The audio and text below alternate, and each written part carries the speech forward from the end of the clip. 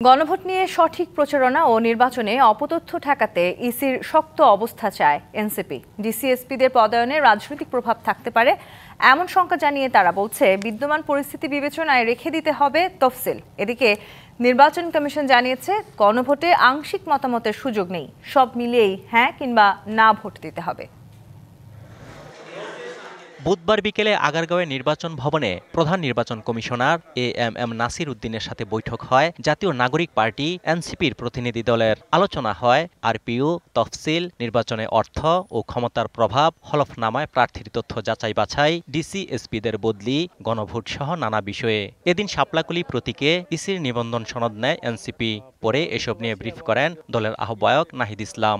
আমরা চাই এবারের নির্বাচন একটি সুষ্ঠু নিরপেক্ষ নির্বাচন হবে এবং যেখানে প্রার্থীরা স্বচ্ছতার সহিত নির্বাচনে অংশগ্রহণ করবেন, এই বিষয়ে যাতে নির্বাচন কমিশন ব্যবস্থা নেয়। ইসির নিরপেক্ষতায় জোর দিয়ে তিনি বলেন, ডিসি-এসপিদের পদায়নে দলীয় প্রভাব আছে কিনা তা খতিয়ে দেখতে হবে।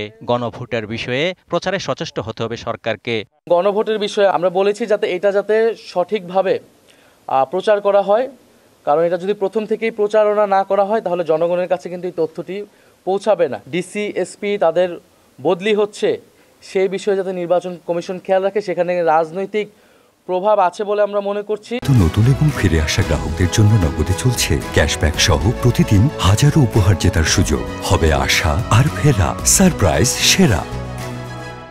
এদিকে ত্রয়োদশ জাতীয় সংসদ নির্বাচন সামনে রেখে নির্বাচনী প্রশিক্ষণ ইনস্টিটিউটে সাংবাদিকদের প্রশিক্ষণ কর্মসূচির উদ্বোধন অনুষ্ঠানে জানানো হয়, গণভোটের 4 প্রশ্নে আংশিক একমত কিংবা দ্বিমত জানানোর সুযোগ নেই। নিয়ম অনুযায়ী ভোটারকে সব মিলিয়েই হা কিংবা না ভোট দিতে হবে।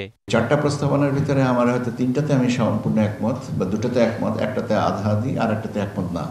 তো কাজে কিন্তু পুরো প্যাকেজটা দেখে তারপরে আবার সিদ্ধান্ত নিতে হবে হ্যাঁ অথবা না।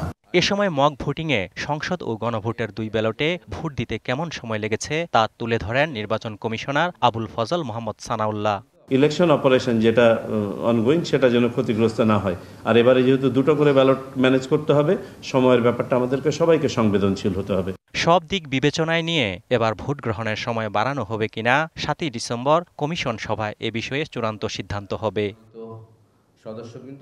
অজিত সরকার, টিবিসি নিউজ, ঢাকা।